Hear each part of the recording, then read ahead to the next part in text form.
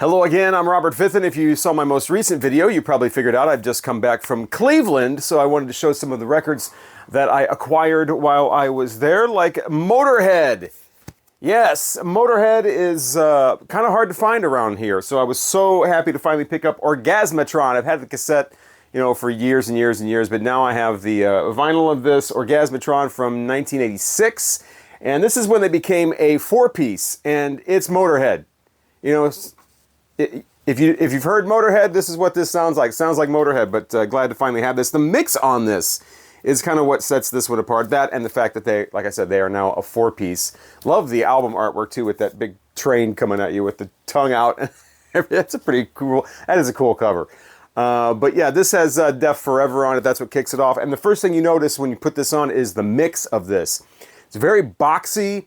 It almost sounds like a bootleg of like demos or something like that. It is not mixed well. The drums are kind of buried, and I don't know if the mix gets better when the album goes on, or if my ear just gets used to it. But it starts sounding better as the songs go on. But Def Forever is one that shows up on a lot of compilations. Always doing that one in concert. Dr. Rock is also on here as well, and that's kind of one of those like calling Dr. Love, like I'm the doctor that's going to cure you with my penis. Apparently, it's one of those type of things. But I definitely prefer Dr. Rock over the Rock and Roll Doctor that I talked about a few videos ago with the Technical Ecstasy Black Sabbath album. Dr. Rock much better, even though some weird lyric like I ain't talking Dr. Spock. Dr. Rock, Dr. Spock? That's like the baby doctor. So I guess he's not wanting to impregnate the woman. He just wants to do it strictly for the fun of it. So yeah, Dr. Rock. You've got The Claw. It's Lemmy with a little bit of a different vocal. About halfway through, he starts screaming, which, Lemmy's got the voice that everybody recognizes. You put on a Motorhead, and within 2 seconds, you hear Lemmy Kilmister, that's him. But in this one, he actually starts, The Claw! The Claw! It's a different sound for him, and a little bit of a different thing going on there. Nothing Up My Sleeve is killer, fast, hard, watch out, watch out! But yeah, it's Motorhead. A lot of these are fast and hard. Actually, ironically, the song about Built for Speed is one of the more mid-tempo songs on here. But anyway, yeah, just great. Orgasmatron, the title track, last song on here, all about the evils of religion and demented politicians and the power that this album was ahead of its time is basically what I'm saying. So yeah, I'm not sure what politicians have to do with orgasms, but I've certainly never experienced one of those thinking about a politician, but perhaps someone in Motorhead did. But yeah, this is, the mix takes a little bit getting used to, either that or like I said, maybe it gets better as the album goes on, but you first put on that Def Forever and it's like, wow, this sounds really kind of odd. And for years and years, I thought it was the cassette I had. I thought it was just a poorly mastered cassette, but the record sounds like that as well. So yeah, the Riding with the Driver was reportedly what the album was going to be called before Orgasmatron, so that's why it has the train on here. Yeah, just another killer Motorhead album is basically what this is. They definitely got their own sound, they got their own thing, totally recognizable, and it's like a bottle of Jack Daniels. You pick up a bottle of Jack Daniels, you know what it's going to taste like. It's going to be Jack Daniels, no matter where you get it, no matter, what, it's Jack Daniels is Jack Daniels. Well, unless it's that sip it gentleman's Jack, you can stay away from that, or the green one or whatever. But Jack Daniels, just good old Jack, tastes like Jack Daniels, and that's Motorhead. It's Motorhead. It's going to sound like some great Motorhead, and that one certainly does. So glad to finally pick that up. But one thing I learned about going to Cleveland, because we went there to see my niece, basically, and her new place, to check it out. And, while we're in Cleveland, obviously going to go to the Rock and Roll Hall of Fame, because that's one of the few things to do in Cleveland. And was going to go and make a video of a lot of the different record stores and check them out. We left on Sunday. We had a limited time there, and we were there all day, all night, Monday, and that's when we did everything, and then left on Tuesday because of, work schedule and everything. Found out that all the record stores except for 2 in Cleveland are closed on Monday. Yes, it's that record store closed on Monday for some reason rule that exists here as well. A lot of record stores closed on Monday. I'm not sure who started that or what the point is of that, but it's definitely that way in Cleveland. So if you're going to go to Cleveland to go to a record store crawl, Do not do Monday. I went to Reddit and put up a thing about, hey, Cleveland record stores, what are some ones with the, the best prices, best selection, I want to go to the right ones. I don't want to waste a bunch of time. And I got all these suggestions. Hausfrau Records, closed on Monday. Square Records, closed on Monday. Blue Arrow with the album covers all over the floor and the cats, closed on Monday. Vinyl Groove, closed on Monday. Current Year Records, closed on Monday. The only two that were open was Late Night Records, which is a place that opens at 5 o'clock in the evening and stays open till 11, and the one that I really liked, My Mind's Eye Records. They were actually open on Monday, and that's where I got all of these. All from one record store, so just keep that in mind. I also picked up this record as well, Lou Reed Live from 1976, and I never see this anywhere, so glad to finally get this. And I never really see Lou Reed anything anywhere here in the Midwest. He does not, his albums do not pop up a lot, and when they do, they put a big price on them because they know that, you're not going to get it anywhere else around here. So was really surprised, really glad to see this. And this is basically the follow-up to Rock and Roll Animal. It's the same concert, pretty much, from late 1973 in New York City. So he's on his home turf here, doing the concert with Dick Wagner and Steve Hunter on guitars. And there's a great section in the song "Oh Jim" where they just battle it out, and it's mixed so that, they're on separate speakers and it's just dueling back and forth. It is definitely a highlight on this album.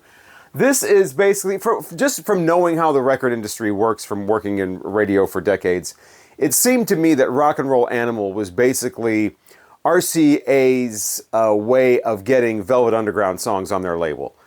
Just by having Lou Reed, the sections of the concert where he's doing Velvet Underground songs. So this is basically a lot of Lou Reed solo songs, with the exception of one, I'm Waiting for the Man. Which, by the way, that version on here is another highlight as well. Starts off side 2.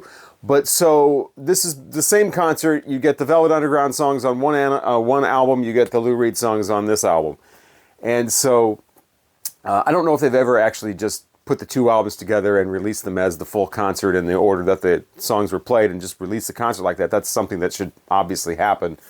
Maybe that happened on a CD or something, but there needs to be a vinyl release of that and just get it done.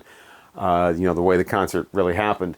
But Lou Reed Live starts off with Vicious, and a vicious version of it, so to speak. Love the version of Vicious on here. That's a great way to kick this off. Again, I don't know that much about the album, how true it is to the running order of the concert or whatever. Obviously, there's big chunks missing because that's Rock and Roll Animal. But Vicious is a great way to kick off this album. Like I said, another big highlight was the Oh Jim song with the guitar solos battling back and forth, Steve Hunter and Dick Wagner, which Dick Wagner, I've mentioned on my channel quite a few times at this point. I probably should just make a Dick Wagner video all about him. But if you're a guitarist and you've got a YouTube channel, you should do that. Do a Dick Wagner video. But yeah, you got Satellite of Love sounding a little less warm and caring and gentle. He just kind of belts it out on here. So I definitely like the studio version of that more. And yeah, Walk on the Wild Side's the low point for me on here. He does that song on here. It doesn't have the feel of the album version. It doesn't have the great bass and all of that.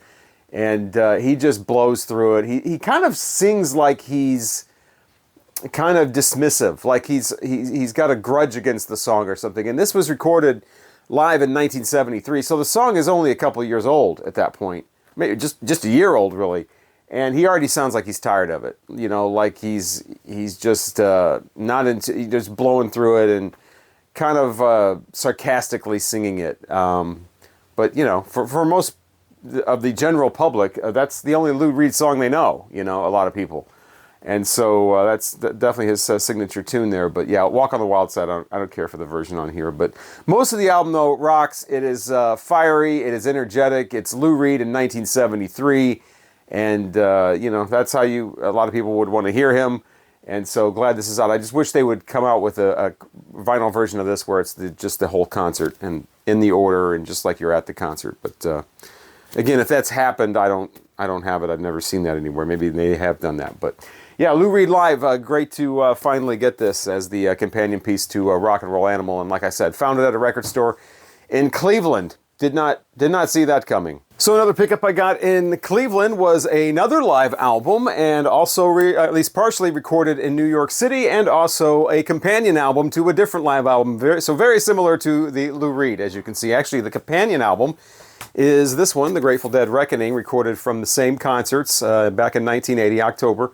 And but this was all the acoustic stuff. This is a reissue that just came out from Rhino, and this is an original that I got actually at an antique mall for a very reasonable price. This was like $8 for a double Grateful Dead live album, so I thought that was a really good deal. And it was similar to the Memphis antique malls. I just went to a couple, but all the booths were ridiculously priced, way overpriced, stuff that really nobody even wants that was way overpriced, and then stuff that people actually would want that was what I would call laughably priced. But again, just like Memphis, there was one booth, had decent prices, but just one little box of records, and this was in there. So picked this up. This is Dead Set. This is their 1981 live album, like I said, recorded live in 1980. New York City at Radio Music Hall, also in San Francisco at the Warfield Theater. And I can definitely, first of all, I can definitely tell the difference in quality in the Warfield recordings and the Radio Hall recordings. The Warfield ones seem to be really flat, and the drums just kind of sound boxy, almost kind of veering towards like kind of radio broadcast level. But the Radio City Hall ones sound really good. So, I can definitely tell the difference when they switch. Like Passenger, for instance, on here. Greatest Story Ever Told, especially on side 4. But starts off with Samson and Delilah, and in this particular version, he shouts the last word of almost every line, especially when it gets towards the end of the song. You know, it's like Samson heard about a lion, got into an attack. He jumped up on the lion's back. You know, every last word in the line is shouted. So it's a little bit different thing going on. He's really into it. Friend of the Devil is really slow. I've said in a couple other videos when I talked about the Grateful Dead, I should have had my Grateful Dead blanket here, that I'm one of the very few, I get it, I'm completely in the minority here, but I actually prefer their studio albums. I do. I love the Grateful Dead studio albums, most of them anyway. And their live stuff is okay. Some of it's great. On here, it's hit and miss. I get it, the Grateful Dead's mellow a lot of times. They are really mellow on here. Sleepy, even, I would call in some parts. And Friend of the Devil is a prime example of one of the tunes that I would rather hear the original studio version or a different live version than the one on here. And it's the second track, so it's just like, man, you guys are already kind of, we're on track 2. But Deal is really good on here from the Jerry Garcia's solo. Grateful Dead doing a nice version of that. Little Red Rooster, the umpteenth cover of the Willie Dixon blues song. I don't need another Little Red Rooster song. Passenger, like I said, recording's not great, but again, absolutely prefer the version on Terrapin Station to the live version on here. Even though the live version on here has got a nice steel guitar on it, but it's just kind of like blown through. This is the 81 release, 1980 concert. So this is the Grateful Dead era, and I've talked about this before, that's represented in Mystery Science Theater 3000, where it's all wow, wow, wow, wow, wow, wow, wow, wow, wow, wow, wow. So that's like maybe my third favorite era of the Grateful Dead. Franklin's Tower is definitely a highlight on here. It's that classic upbeat, just kind of breezy, bouncy kind of, hey man, we're just hey, the world's great, we're going to chill out and check out some Grateful Dead. It's a beautiful day, you know, that type of thing. Franklin's Tower definitely does that on here. Fare Thee Well ends with Broke Down Palace. So hit and miss, you know. I heard this a long time ago and never had it. But I heard this like probably back in the 90s and just thought it was okay. Picked it up for, $8 and thought, let's check it out again. I'll own it now, so I'll have it in the Grateful Dead collection. And it's okay.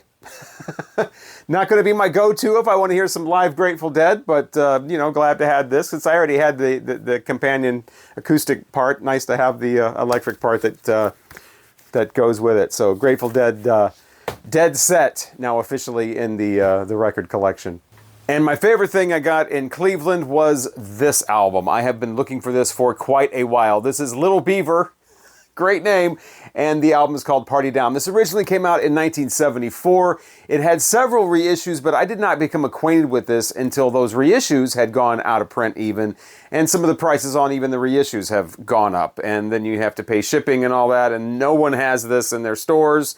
And I could not believe when I saw this in Cleveland. My mind's eye was the store. It's, yeah, like I said, one of the only 2 stores that was even open on Monday in Cleveland. But Little Beaver, Party Down, this is excellent.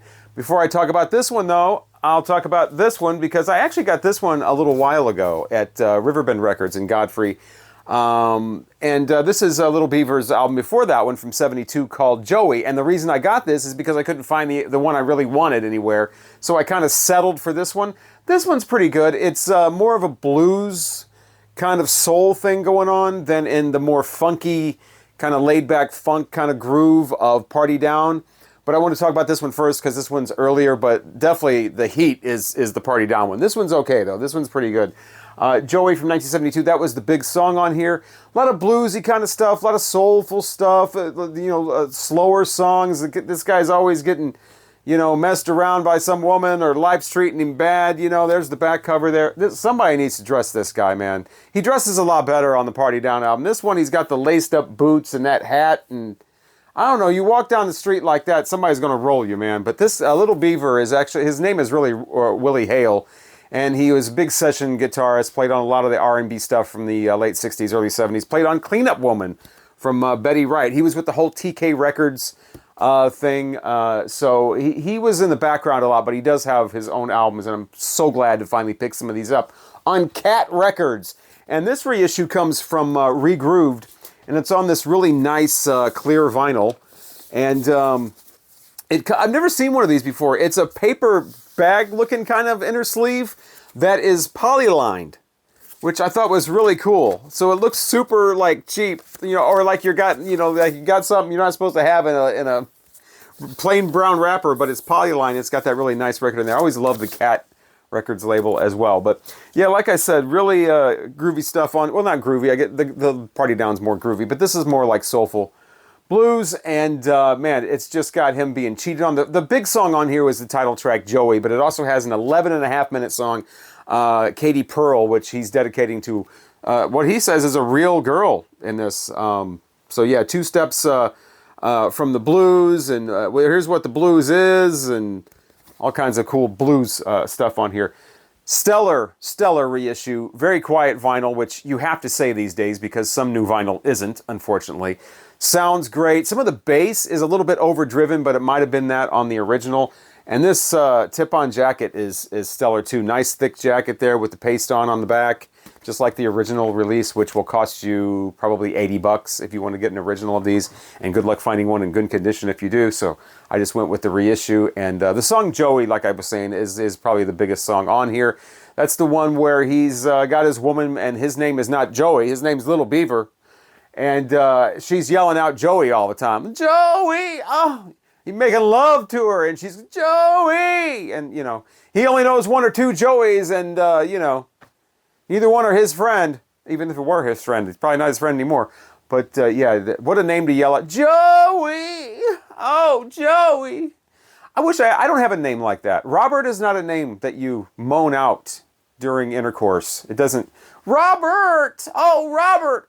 Oh, Robert! See how stupid that sounds? No one does that. I get a lot of oh yeahs. I usually get the generic oh yeah. Over the years. I'm older now. I've had years going on here, but it usually oh yeah, oh yeah, oh yeah, oh yeah. Or oh God a couple of times. A few times in there it got some oh gods. If it brought it to the level of like a religious experience. Pretty proud of myself. But yeah, the oh Robert is not. No, I mean, I got a damn a few times. That was really cool. Like, damn. I was like, yeah. But, yeah, oh, Robert. But, yeah, it's usually just a lot of oh, yeahs. Oh, yeah, oh, God. Yeah, give it to me, that kind of thing. Never Robert, though. What was I talking about? This record, though. Well, I want to talk about this one now. Party Down. This is where the real fire is. This is where this guy gets smooth. but not real like slick like R&B like Luther Vandross smooth. I'm not really into that stuff. This is more like a funky smooth, and it's just got such a groove. This is a 5-star album, and Real Gone Music put out the reissue of this one. They did not put it in a paper bag polyline sleeve. They just put it in a regular white sleeve, but it is this kind of gold, kind of brown vinyl, again with the cat label there redone. I gotta get a better sleeve for that. But yeah, the Party Down, man. This is so smooth. I heard this like two of the tracks on here and was like sold immediately and had to have it. Been looking for this for almost a year now, trying to get it without doing the Discogs thing and the postage thing. And thanks to my mind's eye in Cleveland, I now have this. It has this excellent song on here, Get Into the Party Life, where if you're feeling down, if you're sad, if you're lonely, just get into the party life. Just start going to parties. That's some great advice there. You can just go into random parties, I guess, back in the 70s. Let the good times roll. I mean, that, the title of that pretty much sums it up. I Can Dig It, Baby. That was one of the first 2 tracks I heard on here, and it's another one. I can dig it, baby. Ah! This guy's got a really high voice when he does that. He does like a screaming thing out of nowhere, and it's way up there. But yeah, like I said, studio guitarist, played on a lot of tracks, then started coming out with his own albums.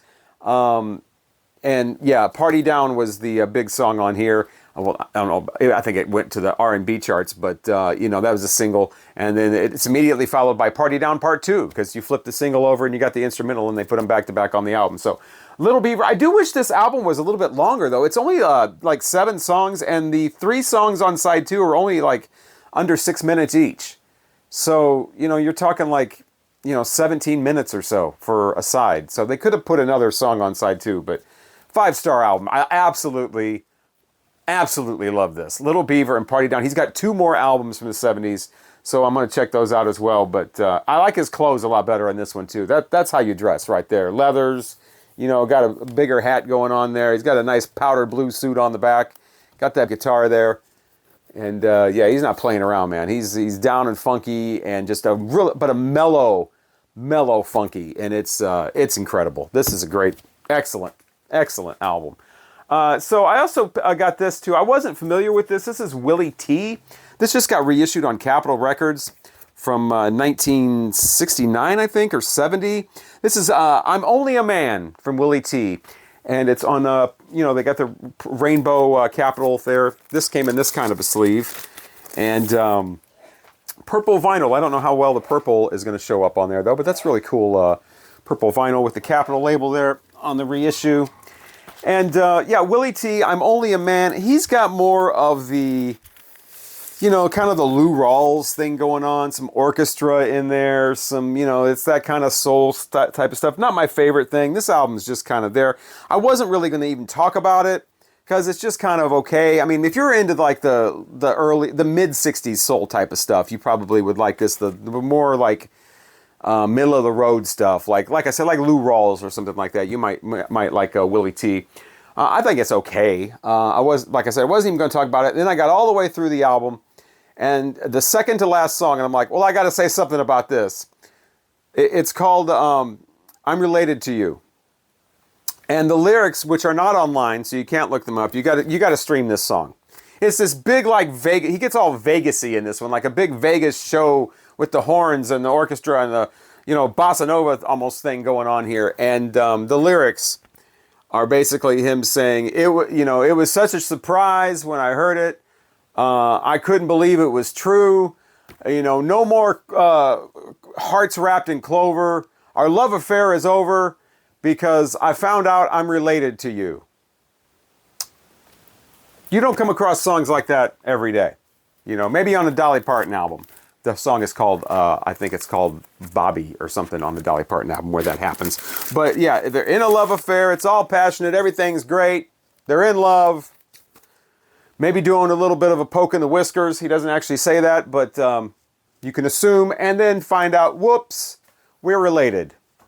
Just like in the Hotel New Hampshire. So Willie T, I'm Only a Man. And I'm going to wrap it up with a great album here. This is the story of Vernon Garrett. And just like the Little Beaver, I can't find the album that I actually want, so I kind of settled for this one. Found this in Cleveland. The Story of Vernon Garrett, 1967 to 1975. Vernon Garrett coming from Omaha. And he's kind of obscure, but no need to be because he's great. And these are a bunch of singles. He came out with a lot of singles in the late 60s, early 70s, and didn't come out with his first album until 1975, called Go Into My Baby's Place. And that's the one I'm trying to get. It was just reissued, so I'm thinking, great, I'll get that. Reissue, right? It's on Peavine, which is that same label. I showed an album like when I did my Funky Fresh reissues video, like 4 or 5 videos back. I showed a video, I showed an album on there that Peavine reissued called Royal Flush. And so I thought it would be easy to get this Vernon Garrett album because I streamed a lot of the songs. You can't even stream it. You've got to like make a playlist from various sources of the songs on there. I'm like, this is great. This is exactly the kind of obscure funk type stuff I'm into. And I tried to get the album and it's already like out of print after like 3 days. Out of print, unavailable. It's a Japanese type thing. It's a Japanese import on Peavine. And so, of course, if you want to order it, you've got to get it from Japan or US sellers that have got it jacked up to like $55, and that's before even shipping. So I had to kind of settle for this right now. This is a compilation. 3 of the songs on that album are on here. Satisfying a Woman, Something Went Wrong, and the title track, Going to My Baby's Place. But this is kind of like a journey of funk from the late 60s going into the more of the 70s kind of style, so it's great. You got the first song on here, Caveman, talking about how the caveman just hit the woman over the head, dragged her back to the cave, and she taught him how to be a real lover. A little more gentle than that. But yeah, just ain't my day, you know. Of course, one of those songs about all kind of having all kinds of bad luck. And then you get a Christmas song right in the middle of side 1. Same thing with the Bob Seger album I was talking about a couple videos ago, where they put all his singles together with the last heard Christmas song out of nowhere. So that's on here, and you got a song on here, You Blew My Mind, which is great. You got a lot of funk bass going on, great funky bass starting off the second side here with I Learned My Lesson. And then you get the one about don't do what I do, do what I say. And, you know, we didn't need that. But great backup vocals on here too. Vernon Garrett, check that guy out. You can stream some of his songs. You can stream like different songs from the album Go to My Baby's Place and put it together in your own playlist. But I'm glad I picked this up. This did not disappoint. I still want to get that other album though. And the story of Vernon Garrett, this label Tramp Records apparently put together other compilations of other funk guys, soul guys. Story of Professor Earl Lett, the story of the Soul Brothers, the story of Don Gardner. So I'm going to check some of those out as well. So I got some more listening to do, some more streaming to do before I purchase. I'm not going to do a Willie T thing and just buy it without even hearing it. But then again, I did get the story about, you know, we were on such a passionate love affair and then I found out I'm related to you, so we got to call it off. Got that off the Willie T record. So those are the things that I picked up in Cleveland, and then the the Joey album that I got from Riverbend. So hopefully you enjoyed the video and you enjoyed my Rock and Roll Hall of Fame tour. You definitely check that out because that's like a free tour of the Rock and Roll Hall of Fame. So, you know, I'm showing all the artifacts there and the memorabilia and all that stuff and the clothing and the guitars and the drumsticks and the sunglasses and all that kind of stuff. Billy Joel's motorcycles and whatever else is going on there. So check that video out, and thank you so much for watching. And remember, do not go record shopping on a Monday in Cleveland.